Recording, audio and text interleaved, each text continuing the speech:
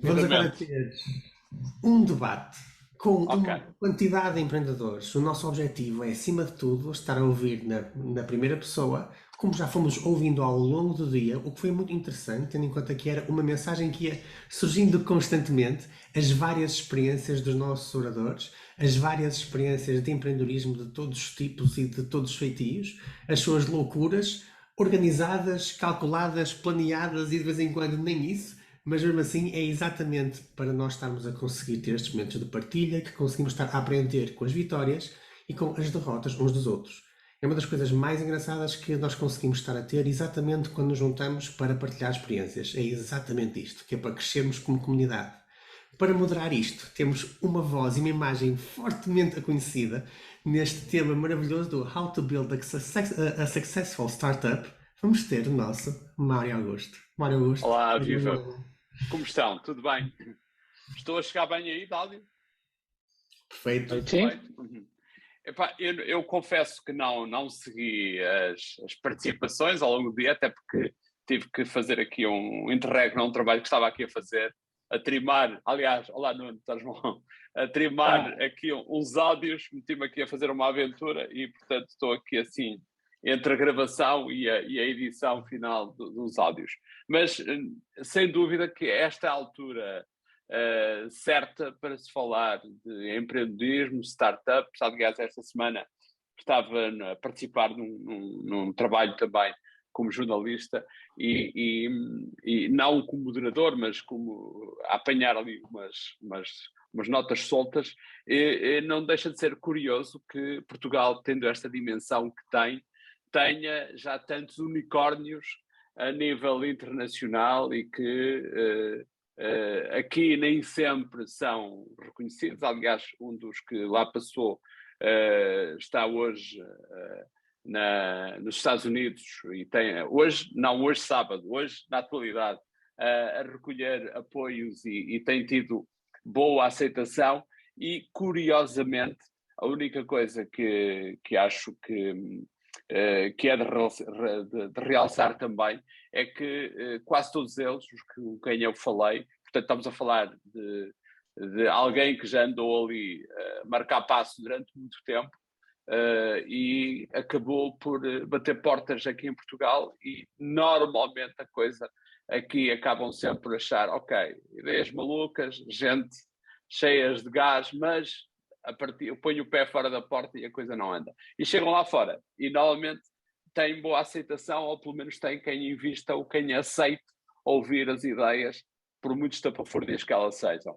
E acho que em Portugal hoje nós temos quase uma dezena de unicórnios com grande impacto internacional e a previsão é que outros surjam, quem sabe, algumas das ideias destes inovadores, destes criativos que têm vindo aqui a projetar essas ideias inovadoras. Aliás, eu confesso que não conheço, o único que eu conheço é o Nuno, mas certamente que que as ideias que aqui apresentaram e muitos dos que têm tentado fazer coisas internacionalmente e mesmo a partir de Portugal, com o apoio de instituições portuguesas e das universidades, só prova que estamos bem lançados e há gente com capacidade e reconhecido saber para dar a volta por cima a estas alturas.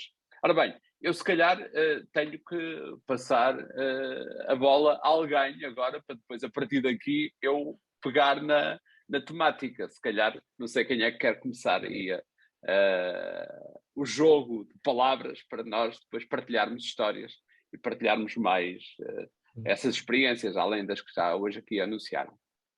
bem, já temos mais um cliente, passando parte, parece-me que o pitch de vendas foi bem feito há uns minutos. Mas, Mário, deixa-me pegar aí talvez aí no comentário das empresas terem mais apoio internacionalmente. É verdade, acho que é uma consequência do país também ser pequeno. O venture capitalism em Portugal é praticamente irrelevante em termos de fundos, da dimensão dos fundos. Nós, quando estávamos a fazer a nossa primeira ronda de investimento nos Estados Unidos, tentámos inicialmente, claro, falar com investidores portugueses e ouvimos coisas do género. isto seria a empresa mais cara que eu já teria investido, pre-sales ou hardware. Pronto, para quem não nos conhece, nós fazemos hardware, câmaras para a indústria têxtil para reduzir o desperdício. Então ouvíamos comentários desses em Portugal, e nos Estados Unidos acabámos por fazer uma ronda ainda maior do que tinha sido inicialmente planeada, e depois, quando tínhamos a ronda já encaminhada para essa fechar, os investidores todos portugueses que inicialmente nos tinham dito que não queriam investir com aquele preço, já queriam investir até com um preço novo. Então há aqui, acho que tem a ver mesmo com a dimensão do país, acho que não é uma característica. Enfim, nós temos talvez problemas mais estruturais que faz com que isto seja uma consequência deles. Por exemplo, eu apontaria talvez para a questão da retenção de talento por causa enfim, da parte fiscal dos salários. Acho que é totalmente inaceitável termos engenheiros world class a ganhar 1000 euros. É assim uma coisa mesmo patética. E com budgets semelhantes ou budgets, enfim, talvez um pouco maiores, estrangeiros que venham trabalhar para Portugal conseguem ter taxas de impostos de 20%, ao passo que um português em Portugal tem que pagar 50%, com as seguranças sociais todas. Gilberto, haverá aqui uma falsa intenção das autoridades em dizer não, nós queremos apoiar e tal, mas chega-se à altura e a coisa empanca. Sim, sim. E eu acho que vem de vários ângulos, honestamente. Não sei qual deles é que começa, se é a parte fiscal, se é a parte burocrática. Os serviços públicos são lentos, são ineficientes, são pouco automatizados. Também nós temos um investidor que é o Tony Fadell, que é o inventor do iPhone e do iPod e do Nest Labs, agora Google Nest. E ele está a tentar entrar em Portugal como os famosos Golden Visa, mas enfim, o pessoal fala de Golden Visa como se fosse assim uma coisa para príncipes árabes. O tipo que quer entrar em Portugal tem que investir em mais startups como a SmartX, que ele quer investir em startups que têm um impacto ambiental relevante, e está há 2 anos e meio do processo não consegue. Então, se este tipo não consegue, imagina um tipo que nem tem a fama e o dinheiro do Tony Fadell. Então, e um confronto, então, há aqui um confronto então do que é o anunciado, do que é depois o caminho das pedras que os inovadores têm que percorrer. E que é mais facilitado lá fora, digamos. É essa a experiência que vocês têm? André, sem dúvida, e é esse nível. Obviamente, eu costumo dizer que o mercado em Portugal é tão hostil que quem conseguir aguentar um bocadito consegue dar logo o salto lá para fora. E como o mercado também é tão pequeno, qualquer projeto de startup que nasce em Portugal, automaticamente começa a pensar do ponto de vista de globalização. E como tal, se calhar noutros mercados como a Espanha, a França ou a Alemanha, há muitas startups que começam a trabalhar no mercado nacional, porque aquilo é um mercado gigantesco e dá muito para crescer antes de se aventurarem em coisas mais de âmbito global ou internacional. Mas em Portugal, como o mercado é pequeno, qualquer projeto deste género que queira começar a nível de tecnologias e algo do género, começa logo a pensar globalmente, e se calhar é essa uma das razões que faz com que nós tenhamos um rastro de unicórnios acima da média. Do ponto de vista da parte do governo, eu até acredito que alguns ministros tenham sensibilidade para o assunto e queiram as coisas acontecer, mas depois são os problemas típicos da burocracia portuguesa. Eu teria aqui várias histórias particularmente más do que é que depois na realidade acontece com esses apoios e com todas essas coisas, mas que depois não estão minimamente preparadas. Por exemplo, hoje em dia, para nós tivemos uma experiência, por exemplo, quer com o PT 2020, quer com o Fundo Europeu, quer o SME Instrument, e eu só digo maravilhas do Fundo Europeu e só digo cobras e lagartos do PT 2020. Ou seja, é complicado. Mais uma vez, obviamente somos um país pequeno, com menos recursos do que outros, mas que há aqui ainda muito trabalho para ser feito. Obviamente estamos a ter melhorias do ponto de vista de investimento. Existe já investimento hoje que não existia noutros tempos. Há 5 anos atrás ou há 10 anos atrás. Obviamente ainda há muita coisa para fazer. Aqui em relação a isto, eu acrescentava aqui mais outra coisa, que é, mas seja como for, estes projetos de empreendedorismo nasce muito da paixão dos empreendedores. Ou seja, obviamente é um percurso complicado e difícil, mas são pessoas que, como nós e como Gilberto, Pedro, Duarte e outros, que nasce da paixão. No nosso caso é a paixão da tecnologia, do som e do cinema, noutros casos é a paixão da tecnologia e outro tipo de coisa. E esta paixão que que muitas vezes faz-nos criar estes projetos, não para ficarmos ricos nem nada disso, mas simplesmente porque temos uma visão diferente, queremos dar um contributo aqui, ou queremos ver que então, há ali qualquer coisa que nós achamos que é mais ou menos óbvio para nós, mas que não é óbvio para os outros, e que nós dizemos, não, então eu vou mostrar ao resto do mundo como é que é, e esta paixão, mesmo que seja num país com alguma hostilidade ou com algumas barreiras adicionais, obviamente há países ainda bem piores que o nosso, em que criar uma startup há de ser muito pior do que nós,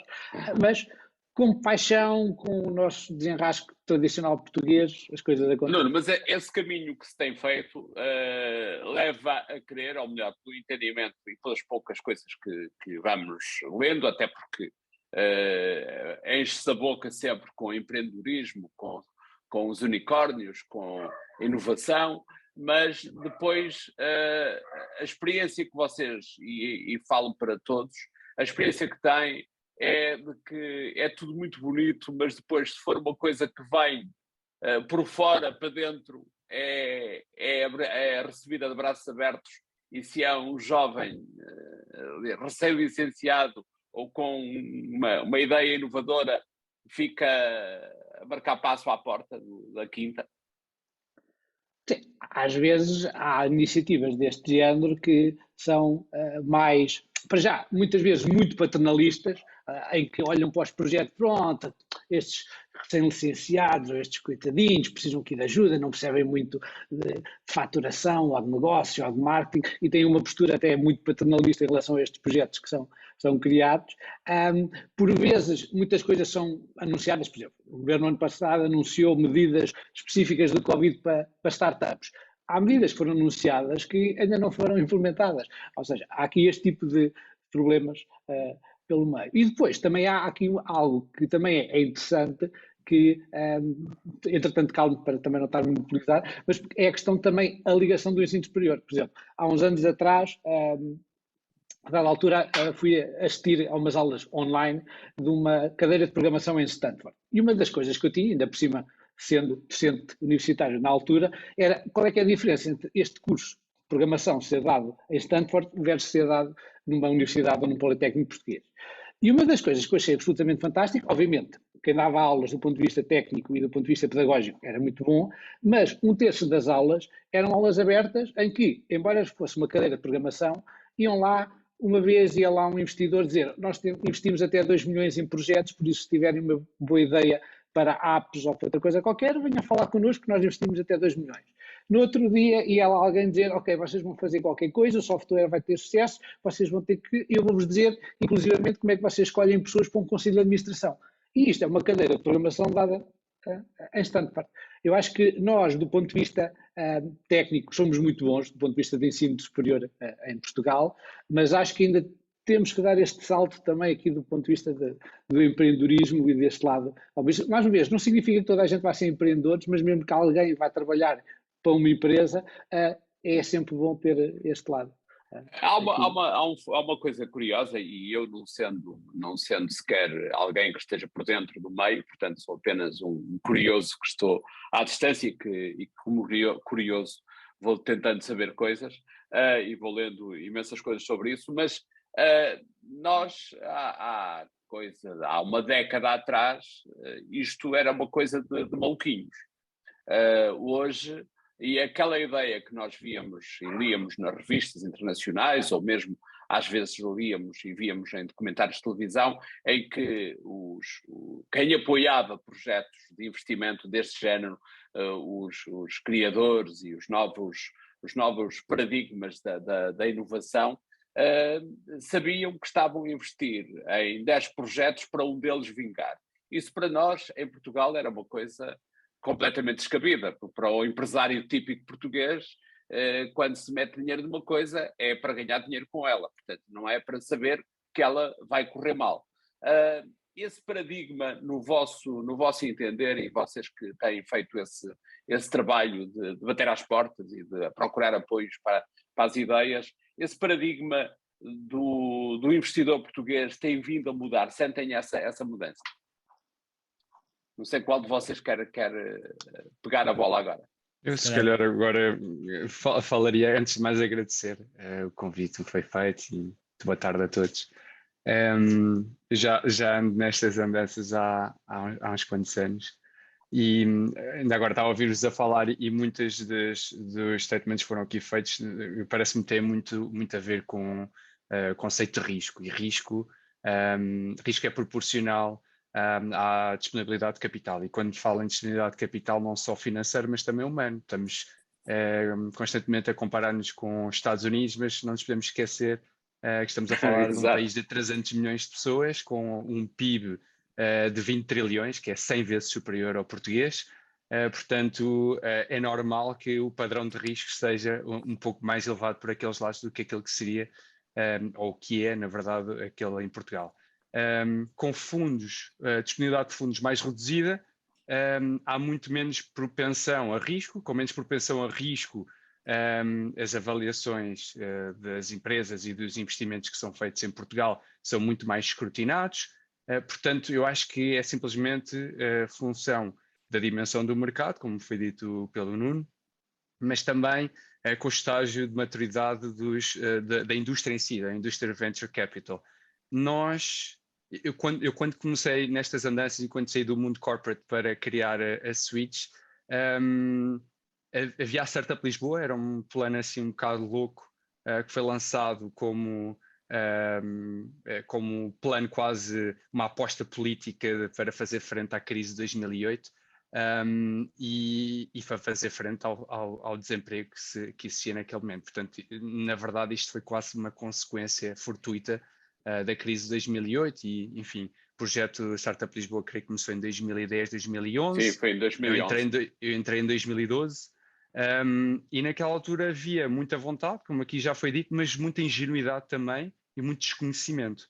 Aquilo que estamos aqui a assistir neste momento é um estágio de maturidade que é superior, começam a existir os primeiros casos de sucesso, e falou-se aqui dos primeiros unicórnios, e há também uma abertura do mercado que não havia antes. Vocês não se esqueçam que Lisboa, neste momento, e acho que desde há 5 anos, que é palco da maior indústria de tecnologia, da maior feira de tecnologia quase do mundo, se não é a maior, é das maiores, Web Summit. Isso é quase uma prova do trabalho que tem vindo a ser feito e da atenção que temos vindo a atrair também para aqui, para o ecossistema.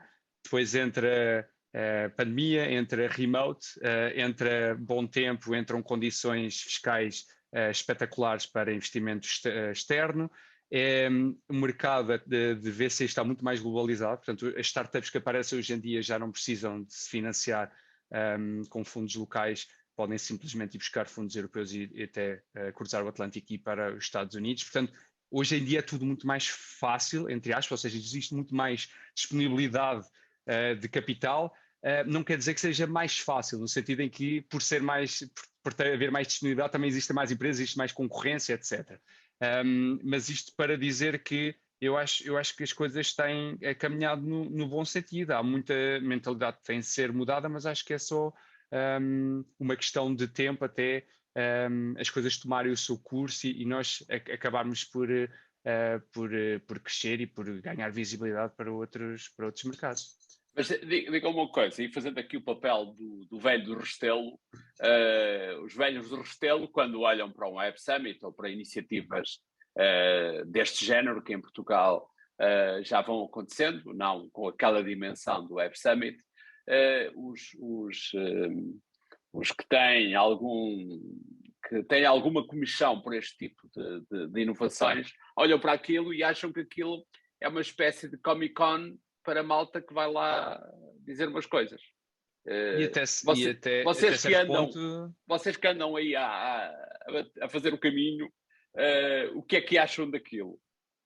É tão Comic-Con como qualquer outra conferência em qualquer outra indústria que exista, não é? Ou seja, aproveitado e bem espremido, agarra-se 10%, não é? Mas mais do que isso, é a validação de que Portugal neste momento posiciona-se como um hub tecnológico significativo na Europa, e acho que isso ninguém pode dizer o contrário.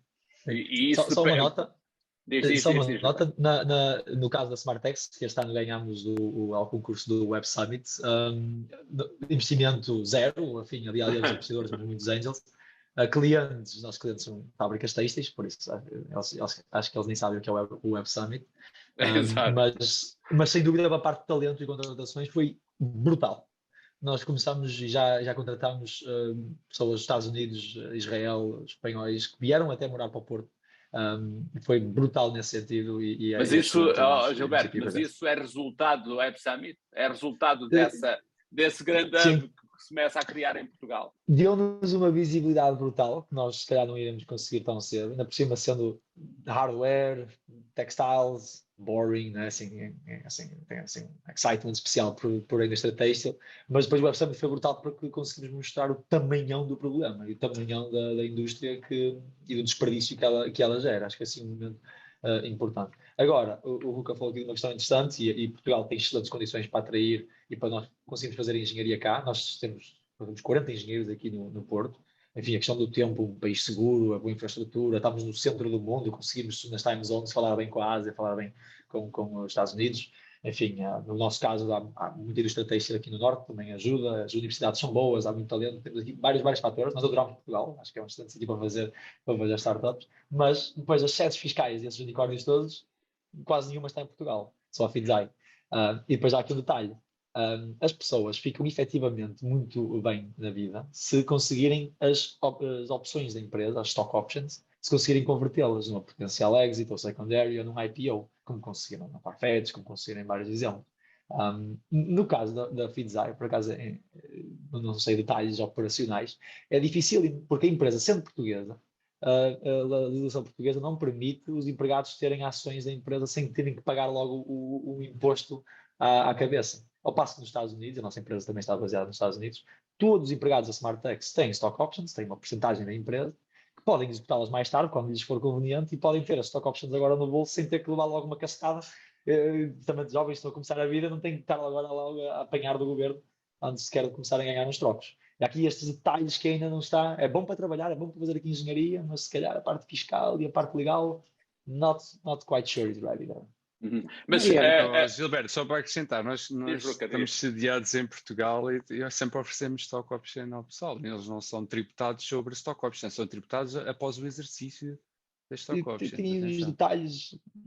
Mas continuar existem obviamente outros. Mas lá está, mas depois vais aos Estados Unidos e nenhuma das Big Four está sediada nos Estados Unidos, não é? Portanto, também, quer dizer, acaba por existir sempre arbitragem fiscal e vivemos num mercado global e há sempre oportunidades para explorar. Agora, eu acho que grande parte da dificuldade de operar em Portugal, mais do que a fiscal, é a percepção de uma empresa que está sediada em Portugal versus sediada nos Estados Unidos. Para todos os efeitos, para quem não conhece a Talkdesk ou a Farfetch, etc., ninguém sabe que foi fundada em Portugal. Não interessa sequer que se saiba, não é? Não faz parte uma questão de credibilidade. O bilhete de identidade não interessa para analisar. E dificulta bastante. Eu não sei qual foi a experiência de vocês, mas levantar dinheiro com uma empresa portuguesa é subejamente mais complexo do que levantar com uma empresa sediada no UK ou US. Ok? E é só função do nome, não tem a ver com mais nada.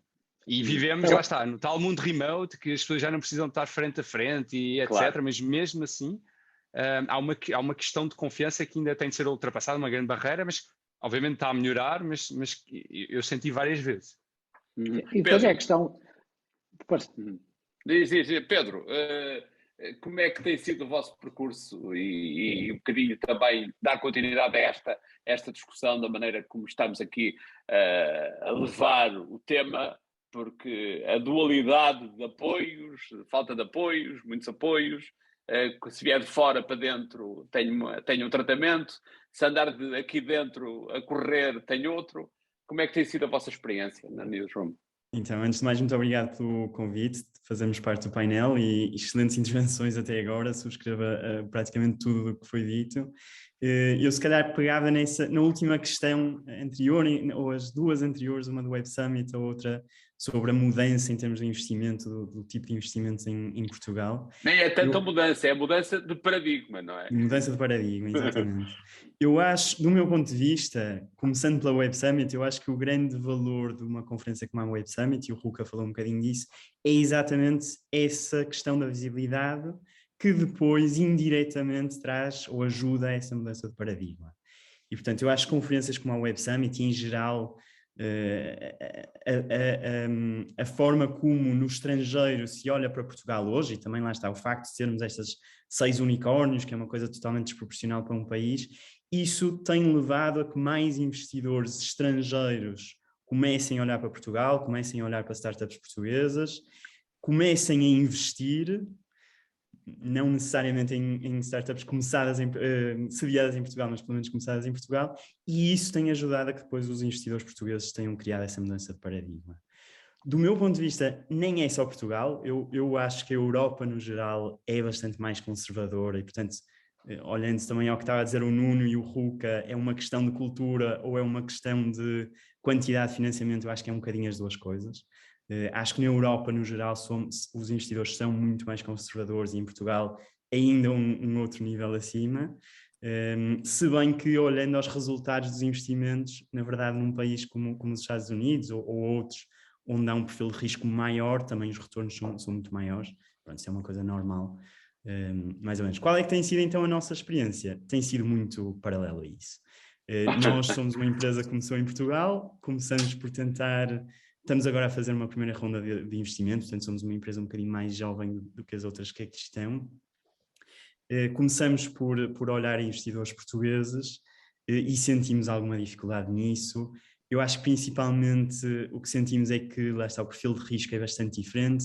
Nós temos um modelo de negócio, nós o que fazemos, já agora para dar um passo atrás, estamos a desenvolver inteligência artificial explicativa para ajudar a combater o problema da desinformação online, portanto identificar notícias falsas online, alertar utilizadores para isso, e depois temos uma série de produtos que estamos a construir em cima disso.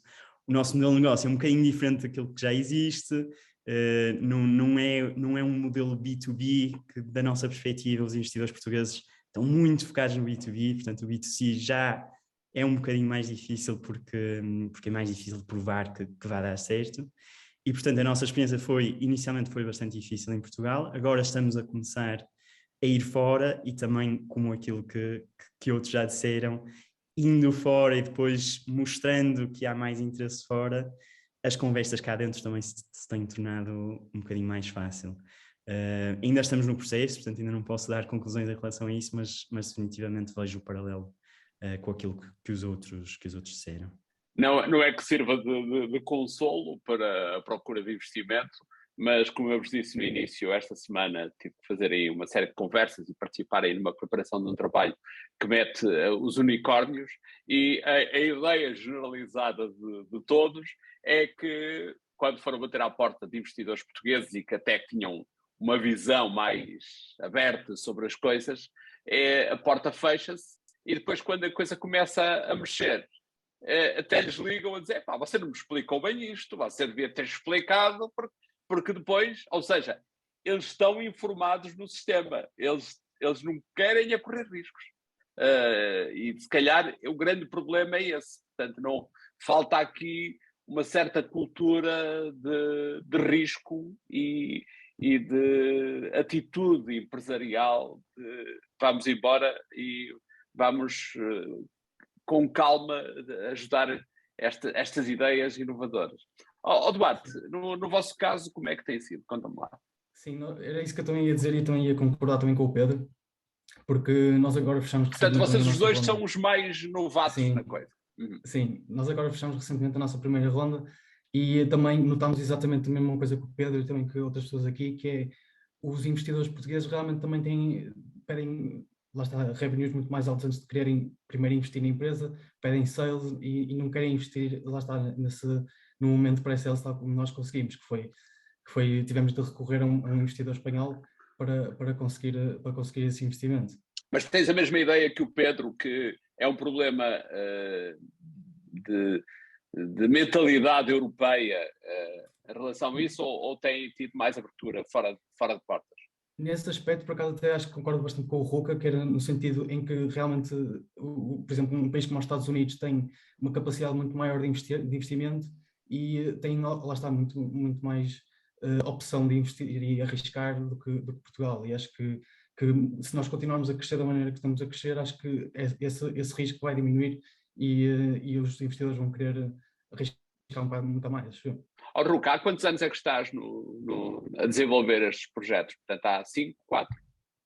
Na Switch estamos desde 2015 antes estive num projeto chamava Cashtag, uma aplicação de pagamentos peer-to-peer, que foi na verdade aquela que me serviu para saltar do mundo corporate lá em 2012, como já tinha dito. Ou seja, a Switch nasce de um falhanço já no lado de fintech, mas que lá está, que nos ajudou também a ganhar experiência e a ganhar calo também, bastante histórias engraçadas para contar, não só ao nível da execução, mas também ao nível de levantamento de capital, essas coisas. Mas sim, já são uns quantos anos.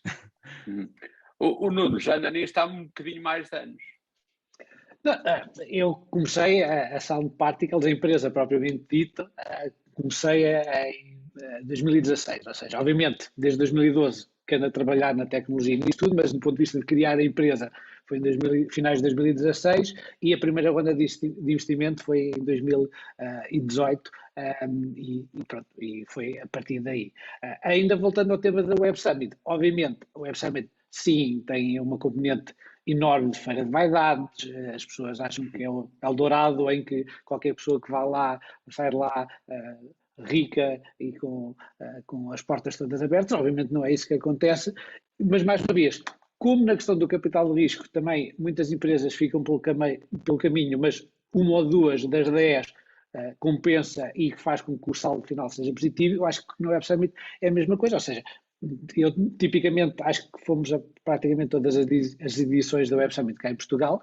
Houve vários anos em que as coisas simplesmente fomos lá, obviamente não está lá o nosso público, mas por vezes é importante fazer alguns contactos, algo do género. Mas, por exemplo, ainda este ano fechámos uma ronda de investimento em que conhecemos os investidores no dia do nosso stand no Web Summit e em menos de uma semana o investidor tinha dito: ok, sim senhora, nós estamos disponíveis para investir na Sound Particles. Ou seja, por vezes ter a Web Summit compensa, mais uma vez, não é para 100% das pessoas que lá estão, se calhar em cada Web Summit há 4% ou algo do género de projetos que realmente tiraram partido, mas aqueles projetos valeu a pena. Eu acho que foi um bocado injusto quando comparei ao Comic Con. Eu compararia mais ao Bike Tour. Pelo menos uma vez por ano podemos andar de bicicleta. As pessoas andam um bocadinho mais bem vestidas, mas a mentalidade se calhar não varia muito.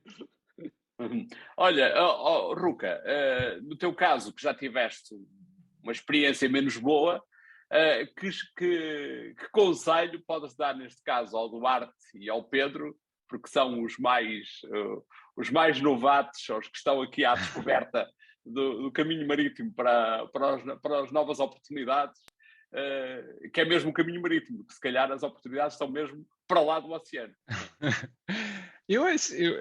Na verdade, o conselho que eu costumo dar é muito mais, na verdade tem bastante a ver com o que temos vindo a falar, que é foco, não é? Que é acreditar. Nós quando estamos, mais do que isso, nós quando estamos a fazer um projeto destes, existe 5% de probabilidade de sucesso. Os números ainda são, ou seja, no outro dia vi números que, ou seja, chegaram a Series A 5%, Series B, ou seja, uma ronda subsequente, acho que era 1%, chegar a 1 bilhão de avaliação ao status do unicórnio é de 0,05%, ok? Então é assim, é um jogo matemático é um ato de loucura, não é? Abrir uma empresa. Mas o que conta aí é o pitch. Quanto vai... Lá está, exatamente o contrário. Ou seja, nós quando na Cashtag, nós fomos o segundo batch de empresas portuguesas a ser investido pelo Seedcamp, que é a maior aceleradora de startups na Europa. Nós pertencemos ao batch do TransferWise, a Revolut entrou no batch a seguir, eram 4 pessoas. Ali ensinava-se a fazer o pitch em 30 segundos. E a mim pareceu-me, após esta experiência, que estar a colocar o meu foco em explicar da melhor forma possível aquilo que a minha empresa fazia ou medir o meu sucesso pela quantidade de capital levantado não era propriamente aquilo que eu gostava de estar a trabalhar. E então, quando nós fundámos a Switch, nós fizemos o vouch de construir uma empresa É uma empresa que fizesse um produto que as outras empresas achassem tão valioso, estivessem disponíveis a pagar um montante que fosse economicamente viável para nós operar, à moda antiga. E é esse o meu conselho, o conselho que eu vos dou, que é foco, que é, lá está, Fediverse, de Web Summits, etc. Foco na execução, foco nas vendas, foco nos resultados. Se vocês tiverem uma operação cash flow positive, há muitos poucos investidores hoje em dia que não estejam disponíveis para investir, ok? Então, se calhar é isso, investir mais em vender e menos em aprimorar o pitch, porque lá está, os resultados vendem por si. E tem funcionado na Switch, realmente. Não podia concordar mais, Luca. O verdadeiro pitch não é aquele lá no palco da Web Summit com as pernas a tremer. O verdadeiro pitch é na cara do cliente. É da cara do cliente e é esse que realmente importa. E se conseguires fechar esse pitch várias vezes, tiveres um playbook repetível, então os investidores aí vêm atrás de ti. Mas eu não estou, ou seja, isto não é sequer uma crítica ao ecossistema atual. Eu acho que nós passámos de uma fase do 8 para 80, não é? Que é, vivíamos num país completamente cinzento, onde a melhor coisa que podia acontecer a qualquer graduado de computer science, ou etc., e trabalhar para uma consultora, para uma realidade onde TechCrunch, bué da fixe, investimentos, startups, ok? Então passámos para o 80 e acho que estamos a passar por uma fase de amadurecimento, ok? Já vivemos os dois lados, agora vamos para o meio, vamos centrar aqui, focar-nos no que há para fazer. E acho que é um período muito, muito interessante para se começarem negócios. Como é que se depois consegue distribuir o tempo entre a inovação, de desenvolver o projeto e de estar a criar e, ao mesmo tempo, andar com a preocupação de ir ter com os potenciais investidores, de passar a informação necessária? Eu não sou a melhor pessoa para responder a isso, porque eu sou péssimo a levantar capital. Mas eu lá está, precisamente por eu acreditar piamente naquilo que acabei de dizer, eu sempre investi a maior parte do meu tempo a executar na operação. Aliás, eu penso que no caso do Gilberto, uma vez que ele disse que já tem uns quantos engenheiros associados ao projeto, portanto há uma divisão de tarefas. Mas, por exemplo, no caso do Nuno, eu conheço o projeto do Nuno há vários anos e imagino que ele passa a vida fechado no estúdio a criar e a tentar melhorar o produto que tem. Não, é tal coisa, ou seja, é fazer o homem dos 7 ofícios e é rodear-nos da melhor equipa possível, de forma que possamos delegar as coisas e dessa forma as coisas avançam e que eu não tenha que preocupar como é que se o software está com muitos bugs ou não, se os programadores sabem exatamente o que é para fazer ou não, e ter ali a equipa a trabalhar. Também perceber que, ok, temos que dar o salto. Por exemplo, eu já não, neste momento, se calhar há 2 anos que eu não escrevo uma linha de código para o Sound Particles, ou seja, enquanto a primeira versão do Sound Particles tinha sido integralmente feita por mim, há cerca de 2 anos que eu não contribuo com uma linha de código para o Sound Particles, ainda programo uma coisa ou outra, de vez em quando, a nível de prototipar algumas ideias ou coisas do género, mas do ponto de vista de código de produção, eu nem sequer mexo nisto, e é perceber que, ok, não, eu tenho que fazer isso, porque eu não posso estar obcecado em ser eu a programar esta funcionalidade, ou ser eu a fazer este tipo de investigação, ou ser eu a fazer isto, e ter a equipa ideal para ajudar em todo este processo. E depois há alturas que, obviamente, quando nós estamos preocupados com rondas de investimento ou coisas assim de género, ok, se calhar naquela altura, durante ali 1 mês ou 2, se calhar a nossa atenção está a 60% dedicada àquilo e 40% dedicado ao resto. Mas depois, ok, a ronda de investimento está tratada, tudo bem, agora durante o próximo ano ou durante os próximos 2 anos não tenho que preocupar com isso e o meu foco continua a estar todo ali com o produto, com os clientes, com a pesquisa e com todas essas coisas. Qual é uma coisa, Mário, desculpa, só para terminar aqui a parte dos conselhos aos mais novos, não sei se considero já um senior aqui, longe disso, mas acho que tinha assim 2 ou 3 dicas aqui. A parte do foco super importante, é mesmo importante saber dizer que não, mais importante saber dizer que sim. Nós já estávamos a fazer os primeiros protótipos da SmartTech, estávamos a receber e-mails de inbound leads da Índia, de mega fábricas do Brasil, e queríamos ir a todas, mas não, calma lá. Se formos 2 semanas para ali, 2 semanas para colar, não vamos estar a fazer isto e éramos só 3 founders, que já agora é um excelente número de founders de se ter. A equipa, a founding team também é muito importante. Sozinho é complicado, mais de 3 também diria que se calhar já é demasiado. Acho que assim, 2, 3 founders, e pensem nos founders como se fossem aqueles gajos que vais dentro do carro daqui até à Rússia e vais dormir no carro com eles, e tem que ser assim mesmo pessoas Gilberto, mas tem que ser, eles. têm que ser uns parceiros que pensem como nós, ou tem que haver aí um bocadinho fora da caixa? Depende, no meu caso acho que foi bastante, no caso sou um bocado bias, mas no meu caso Colegas de tipo mais faculdade? têxtil negócio, os outros eram mais nerd de software e nerd de hardware, então as coisas encaixaram muito bem desde o início. Mas depende muito das equipas, das idades, enfim. Os investidores no early stage, antes sequer de ter vendas, estão a avaliar, na verdade, os founders e o potencial do mercado. E quando não há produto, nós estourámos 2 ou 3 milhões de dólares antes da primeira venda. E agora este ano faturámos de 0, fomos a 3 milhões e continuamos a subir semana após semana. Mas foi preciso estar eu muito na linha da frente dos investidores, não só com pitch e slides. Slides é fixe, mas o ideal é ver pilotos, protótipos, clientes a usar e iterar rápido. E os meus 2 outros founders mais da parte técnica e operacional. Por acaso foi um chip interessante. Nós fomos para uma aceleradora na China, nós estivemos a morar na China em 2019, de hardware. Foi um switch interessante de mindset, e eles incentivavam-nos muito a fazer um protótipo qualquer, cheio de fita cola, e aí metê-los numa fábrica têxtil qualquer. Pá, mete isso numa fábrica qualquer, porque vais aprender tanta coisa com aquilo de fita cola a arder e a partir-se todo, que depois quando voltares ao laboratório vais saber muito melhor o que é que estás a fazer. Então iterar rápido, foco e iterar rápido na mão do cliente, foram assim 2 coisas que foram preciosíssimas para nós. E eu, se tivesse que atribuir sucesso, até agora nos investidores, nós podemos dizer com alguma confiança e damos ao luxo de ter muitos investidores a estar investindo na SmartX, e nós é que temos que estar agora a escolher quais é que acrescentam mais valor. E é excelente porque conseguimos efetivamente pôr os clientes primeiro e os investidores vêm depois.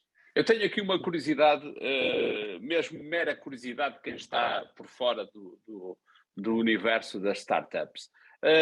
Há sempre forma de afinar o foco, ou seja, o Gilberto tem, a SmartX está focada em câmaras para o têxtil, para a segurança têxtil e para os equipamentos.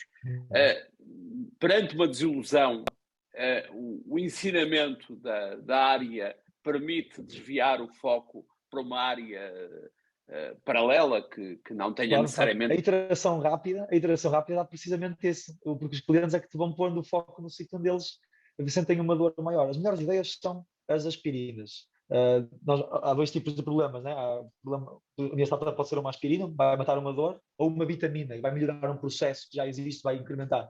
Portanto, vendemos aspirinas ou vitaminas. As melhores ideias, os melhores que têm mais impacto, são mais fáceis de entrar no mercado, normalmente são as aspirinas. Vamos matar uma dor existente. E então, tu conseguires ir ao cliente muitas vezes e tirar muito rápido, o cliente ele próprio vai te indicando: olha, o foco é mais aqui na anca que me dói, mais aqui de lado, e tu consegues ir para lá. Mas sem dúvida sempre na cara do cliente, sempre na mão do cliente, porque nós somos um bando de nerds, engenheiros, e gostamos muito de tecnologia. Se tivermos um ano fechados em casa a fazer o produto e depois aí cheio de features e todo XPTO, e chega à mão do cliente e tipo, não precisa metade delas.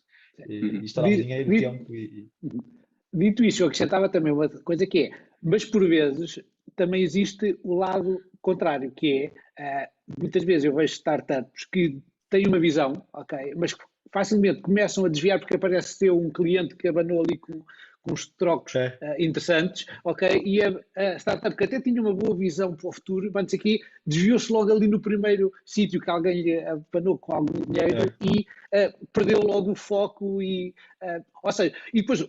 Daí a dificuldade destas coisas é isto, é nós percebemos qual é que são aqueles clientes que nós queremos seguir ou quais aqueles que mais vale que nós temos a nossa visão, porque, por exemplo, acho que era o Steve Jobs e outros, que acho que não é dele, dizia que, ok, se perguntassem no início do século XX o que é que as pessoas queriam, diziam cabelos mais rápidos, não iam dizer que queriam um carro, e então acho que é tentarmos perceber isto, porque às vezes não é assim tão fácil perceber o que é que são os clientes que é aquilo que nós temos que seguir, porque aquilo é que está o foco, é ali que está a dor e que nós não estávamos a ver o problema em condições, daqueles que simplesmente nos estão a desviar para outros caminhos que não é esse o nosso pressuposto. E por isso é que é difícil fazer uma startup, porque não conseguir perceber quando é que são uns, quando é que são outros.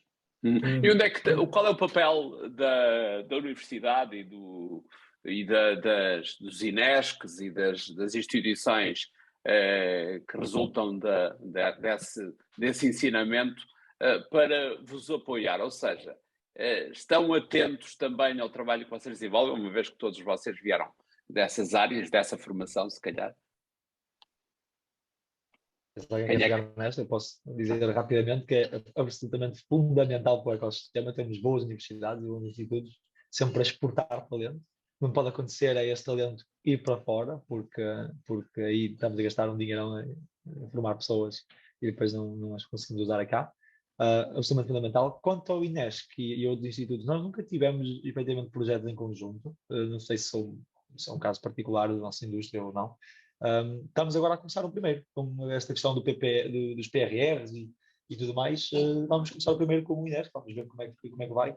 Mas quanto à universidade, 100% de acordo, temos de estar super próximos. Nós estamos na UPTEC, ao lado da FEUP, e é absolutamente brutal para, enfim, teses, mestrado, estágios, depois, enfim, todo o ecossistema que está ali à volta, parcerias com professores, com cadeiras de alguns dos cursos da FEUP e do ISEP, entre outras universidades. E é absolutamente fundamental para o ecossistema. Vocês estão atentos? Diz, Nuno. Não, ia dizer que, obviamente, são fundamentais no papel, ou seja, do ponto de vista do ecossistema, são fundamentais termos boas universidades para formar pessoas, para formar pessoas para trabalhar nesta área, mas é tal coisa, acho que é fundamental as universidades estarem lá para colocar as sementes. Porque o que acontece é que uma das coisas que eu, a dada altura, apercebi-me há algum tempo atrás, é que as empresas que eu via a serem criadas, a maior parte das vezes o que acontecia era quem era licenciado já sabia que ia ter um emprego mais ou menos decente, ia ter uma boa vida. As pessoas que não eram licenciadas é que rapidamente descobriram que, ok, eu estou tramado, e muitas das empresas que eu via serem criadas eram pessoas não licenciadas, precisamente porque essas é que sabiam, não, ou eu crio uma empresa, ou então não vou conseguir dar a volta à minha vida. E que achava um bocado estranho, ok, as pessoas que supostamente tecnicamente até deveriam estar mais aptas a criar empresas, não eram essas. Criavam as empresas, eram as pessoas que não tinham licenciaturas, não tinham mestrados, não tinham nada disso, que estavam a criar empresas, porque, ok, eles sabiam que ou eu crio a empresa, ou então não vou passar da cepa torta. E então, é fundamental isto. E depois aí entra a questão que em Portugal nós temos uma coisa que é a questão da exclusividade dos docentes do ensino superior, ou seja, a maior parte dos docentes do ensino superior estão exclusivos no ensino superior. Se os próprios docentes não tiverem um pouco a cultura do empreendedorismo e perceberem isto, o que é um investimento, o que é que existe, dificilmente eles vão chegar a alunos brilhantes de mestrado ou doutoramento e dizer, olha, o teu projeto está muito bom, se calhar aquilo que tu devias fazer quando acabares agora o mestrado ou o doutoramento é pondera criar uma startup com isso, pondera levar isto ao próximo nível, em vez de ser uns papers, alguns de uma conferência e uma tese que está ali na biblioteca, ok, levar ao próximo nível e não te preocupes, porque olha, vai falar com este organismo que pode dar apoio, existem investidores, existe isto, existe o voucher não sei das quantas, startup voucher, ok, e se calhar é importante também conseguirmos passar alguma desta cultura para os docentes do ensino superior, para que eles possam facilmente ajudar os alunos, especialmente pós-graduação e afins, a dar este passo, porque senão, se os próprios orientadores de mestrados e doutoramentos tiverem uma abordagem muito, deixem-me que isto pés assentos na terra, não vamos meter aqui em grandes voos, não vou dizer aos meus alunos para fazer grandes voos, o que é que acontece? Ok, eles fizeram mestrado, fizeram doutoramento, deram um contributo, são especialistas numa área, mas depois vão trabalhar numa empresa de informática a fazer outra coisa completamente diferente. Quem está do outro lado a ouvir-nos e a participar aqui nesta nossa conversa virtual pode sempre, através de bate-papo, fazer perguntas ou levantar questões. Aliás, há aqui uma interessante, porque é que o dinheiro tem que ser português? Na verdade, o que se está a provar aqui na nossa conversa é que cá não há muito dinheiro para essas coisas. Ou seja, eles acautelam demasiado, os investidores acautelam demasiado o investimento, arriscam pouco e ouvem muito menos para projetos inovadores e para startups e para situações que possam criar mais valia para o seu investimento. Eu queria, porque estamos, o tempo para esta nossa conversa era de 1 hora, estamos quase a chegar ao fim, estamos a 7, 8 minutos do final, mas eu queria começar agora por baixo, pelo Pedro Henriques, que está por baixo no meu ecrã, portanto, Pedro, não é por baixo em termos de investimento. Como é que tu vês a Newsroom nos próximos 5 anos? Sei lá, isso é quite a question. Então, como é que nós vamos? Nós, a Newsroom, tem neste momento 1 ano de atividade, portanto estamos no início, acabamos de lançar um primeiro produto que está agora a ser testado e, portanto, os próximos 5 anos vão ser super variados. Agora o que estamos focados é, como também referiram, o Hulk em particular falou muito disso, em ter um foco muito grande em desenvolver um produto, ter a certeza que esse produto tem valor verdadeiro no mercado e, portanto, é nisso que estamos focados neste momento, é em receber o feedback do mercado, dos utilizadores, e de facto já tivemos, voltando ao tópico da iteração, tivemos que iterar imenso no nosso produto, e isso é uma experiência muito interessante de fazer, em que tivemos um baixo muito grande em que percebemos que o produto que tínhamos atual não era o adequado para atingir a nossa missão, mas depois conseguimos encontrar uma forma de dar a volta, de encontrar um produto melhor que está mais adequado ao mercado. Portanto, esse é o primeiro foco. E depois, a partir daí, é começar a criar uma empresa que, no fundo, é self-sustainable, é sustentável por si só e consegue crescer de forma orgânica, tendo sempre em conta a nossa missão. E uma coisa que eu queria referir, eu antes de começar a Newsroom, trabalhei vários anos na LinkedIn, em Dublin, e estava a gerir uma pequena equipa lá. E um conselho muito interessante que me deram na altura sobre como gerir uma equipa numa organização como a LinkedIn, o que me disseram foi tu deves tentar criar uma equipa e uma cultura de forma que, se tu não estiveres lá, se tu de hoje para amanhã te fores embora, a equipa continua a conseguir operar da forma que tu queres, a chegar à visão que tu criaste para a equipa.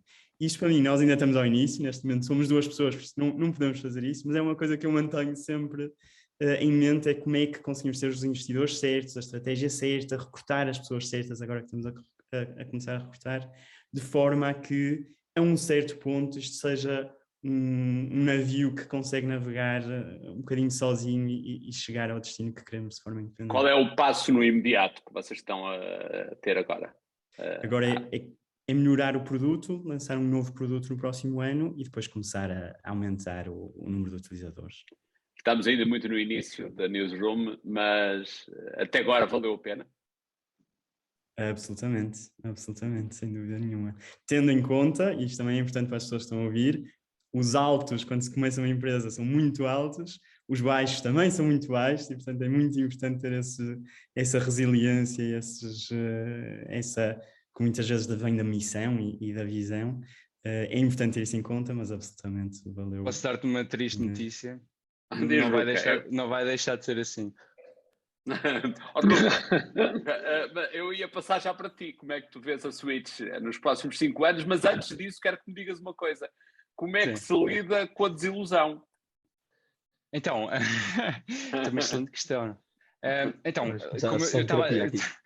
Não, acho que tem de haver necessariamente uma dose de loucura quando se inicia um projeto deste género, e mais no nosso caso, não é? Porque nós operamos numa das indústrias, é das maiores, mas também das mais competitivas do mundo, a indústria de pagamentos, é o setor da economia, um projeto de 3 pessoas começado em Portugal sem qualquer tipo de ajuda, tornou-se bootstrapped desde o início e foi sempre profitable.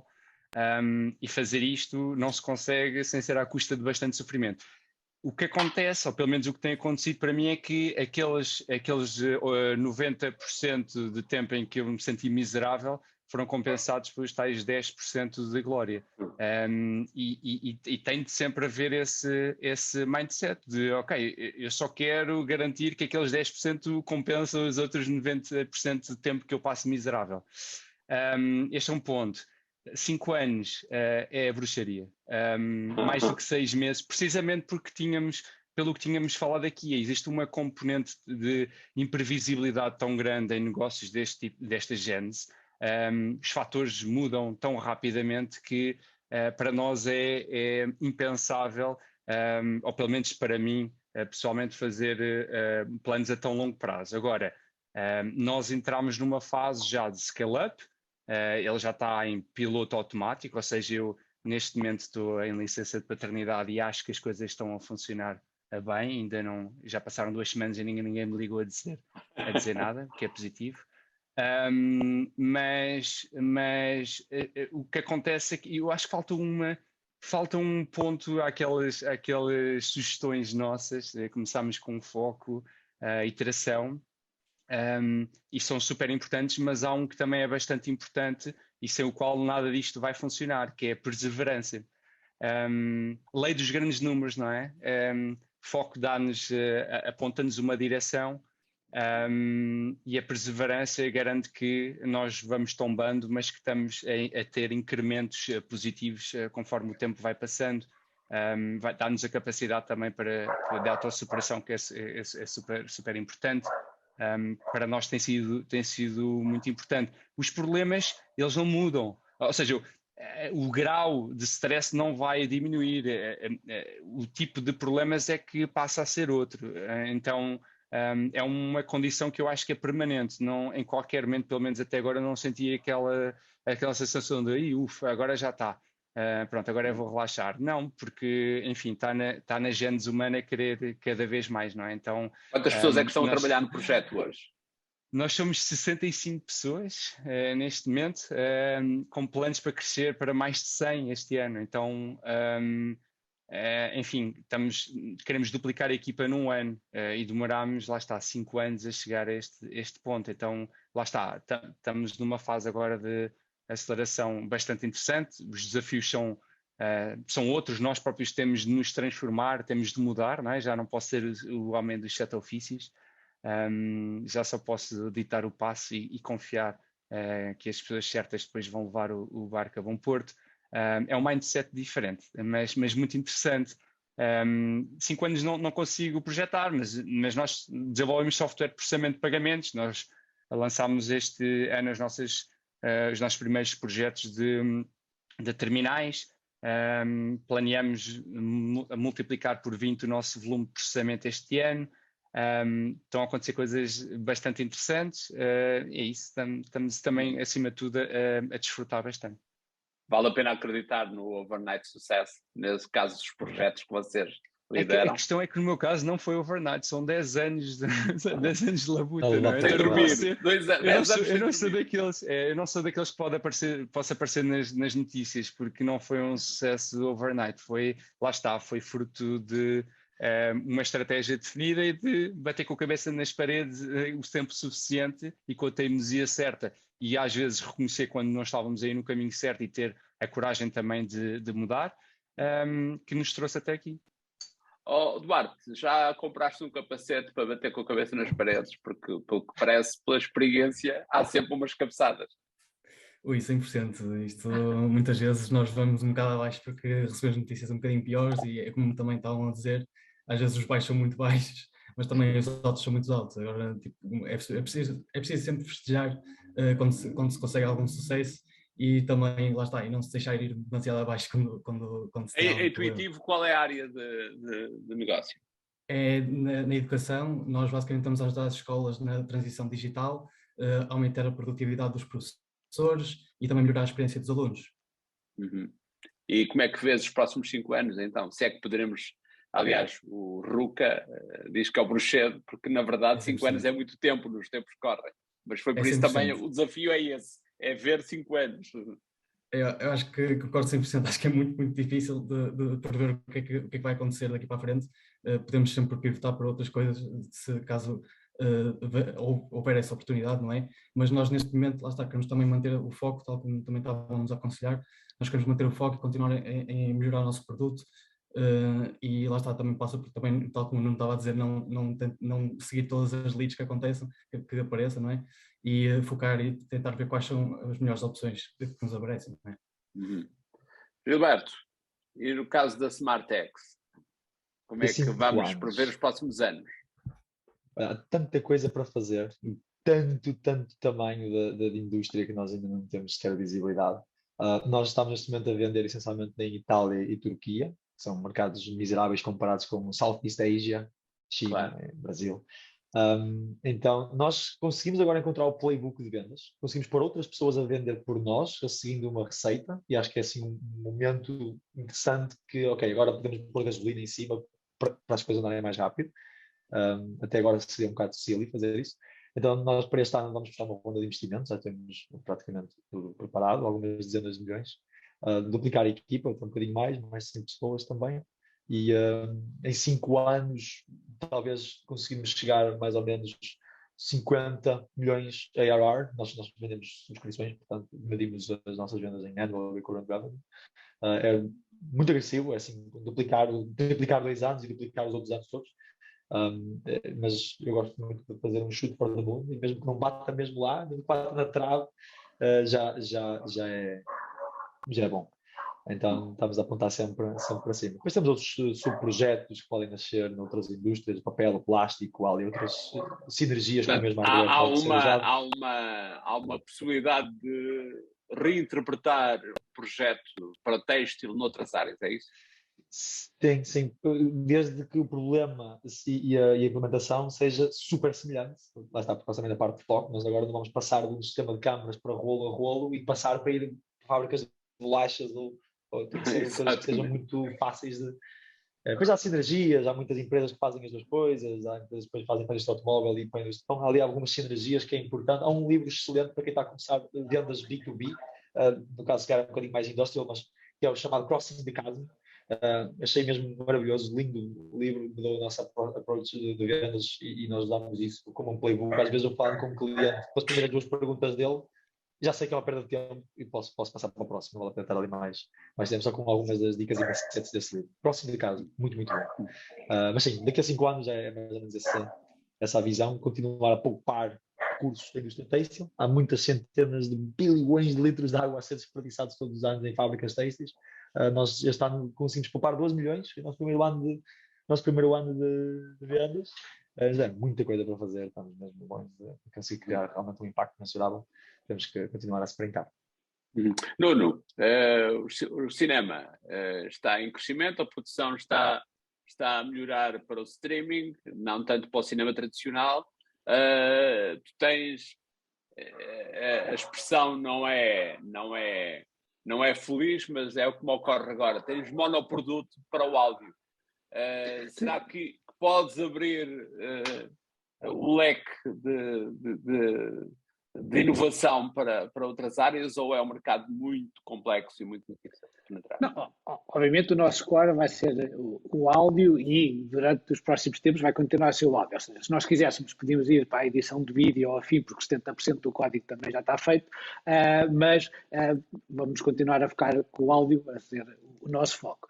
Nos próximos anos, obviamente, para este ano temos previsto a meio do ano abrir então finalmente o escritório em Los Angeles, se o Covid permitir, e nos próximos anos há muita coisa que nós queremos fazer. Gostaríamos de conseguir ter várias plataformas de streaming a utilizar a nossa tecnologia de som 3D para headphones.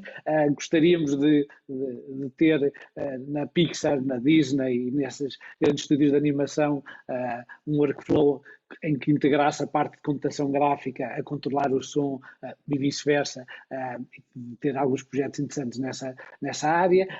Obviamente queremos continuar a trabalhar no vertical do cinema e da televisão, que eu pessoalmente tenho uma paixão enorme por ele. Obviamente vamos continuar a trabalhar nos videojogos, porque do ponto de vista de mercado, é um mercado ainda maior do que no cinema, inclusivamente, enquanto no cinema é muito mais ingrato para nós, porque nós trabalhamos essencialmente com freelancers, ou seja, a minha parte até pode ser uma produção de 200 milhões de dólares, mas muitas vezes são contratados os freelancers e são esses que têm que comprar o software, enquanto que nas empresas de videojogos, a empresa de videojogos chega e compra 50 licenças, se for preciso, logo ali do pé para a mão.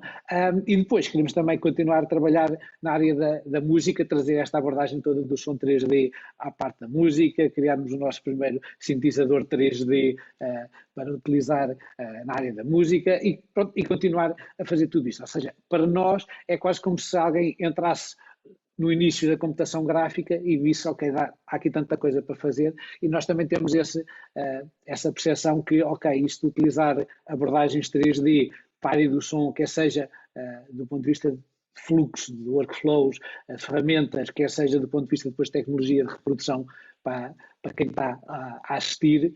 Há aqui tanta coisa para fazer e obviamente queremos continuar a trabalhar, sermos mais próximos de uma Dolby e podemos continuar a dar o nosso contributo.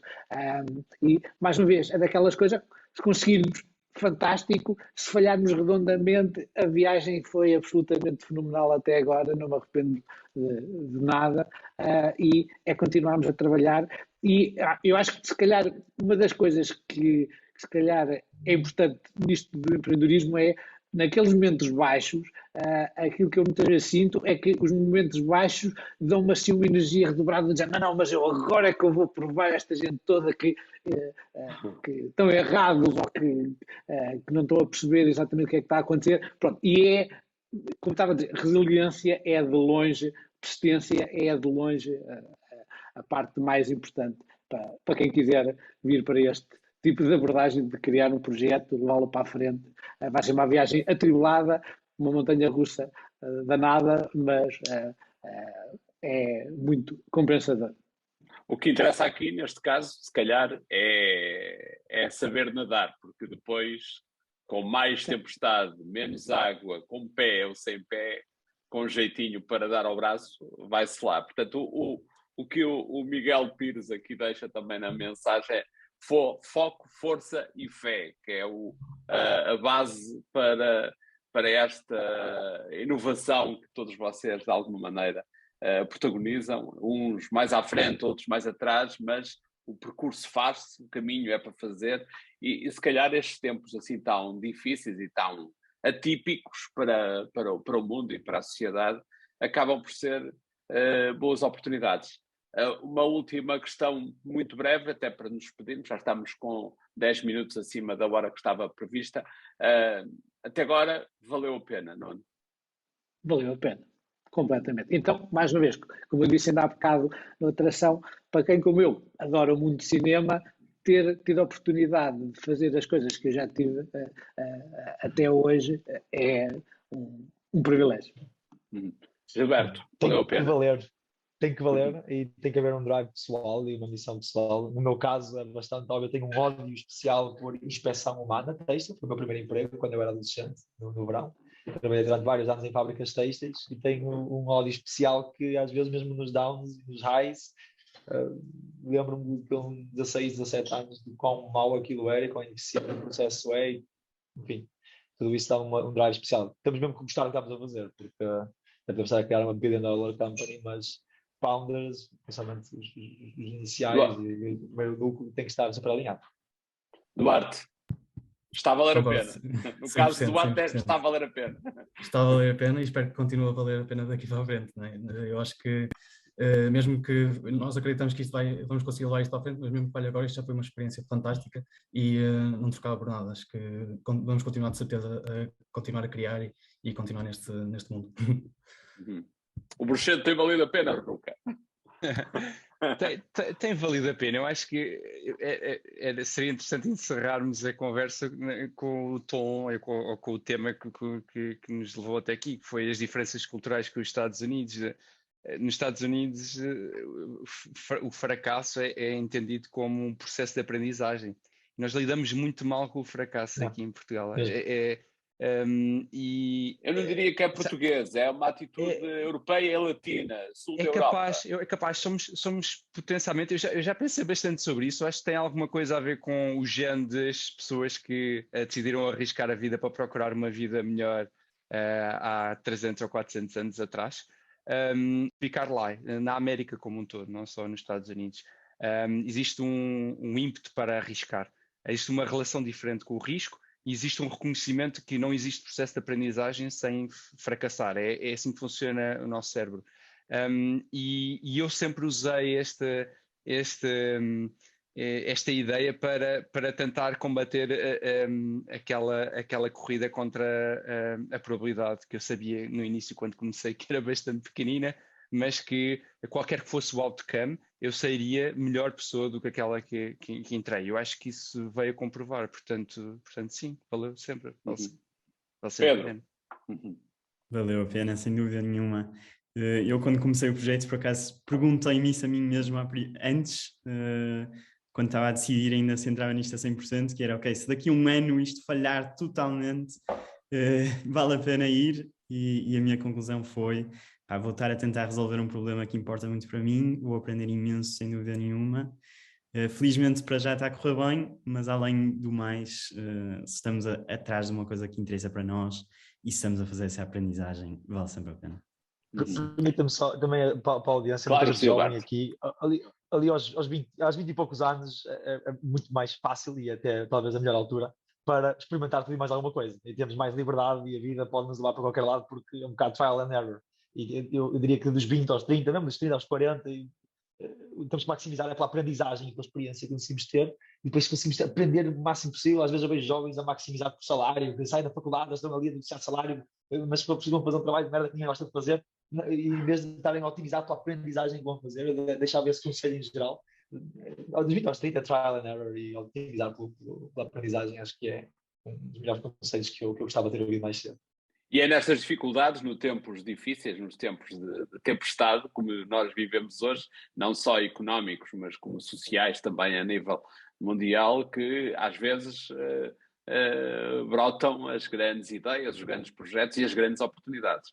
Portanto, meus caros, foi um grande prazer. Também aprendi alguma coisa convosco, muita coisa convosco, apesar de eu ser uns anos mais velho, e no meu tempo, no tempo em que eu tinha a idade do Duarte e do Pedro e do Gilberto e de todos vocês, do Ruca e do Nuno, as oportunidades não eram iguais. Portanto, nós, no fundo, eu acho que hoje vivemos tempos onde quem tem ideias e vontade e talento, basta depois ter uma pitadinha de sorte e de muito trabalho para conseguir concretizar projetos e conseguir pô-los em marcha. Portanto, foi um grande prazer. Se calhar sugeria aqui à malta do projeto, do Talk a Bit, daqui a um ano, marcámos uma reunião para daqui a um ano e fazermos o balanço de como é que a coisa se processou e como é que evoluiu. Portanto, Eduardo, olha, fica a minha disponibilidade para daqui a um ano voltarmos a falar. A todos um grande abraço, foi um prazer. Um abraço falar a todos, convosco. muito obrigado. Tudo bom. Tchau. E que os vossos projetos tenham grande sucesso. Eu prometo, já tomei nota de todos os nomes, quero estar atento e teria muito gozo em saber, de deste jornal, e ter lá uma boa notícia acerca do vosso projeto, acerca da vossa iniciativa. Um grande abraço e boa sorte para os projetos. Um abraço. Tchau, meus caros. Obrigado, Mário. Abraço. Obrigado, Mário. Tchau, malta. Muito obrigado a todos. Nós temos a sorte de ter aqui o nosso Mário Augusto, que depois de entrevistar várias estrelas de Hollywood, teve direito a entrevistar as nossas estrelas aqui, que também estão a dar cartas lá fora.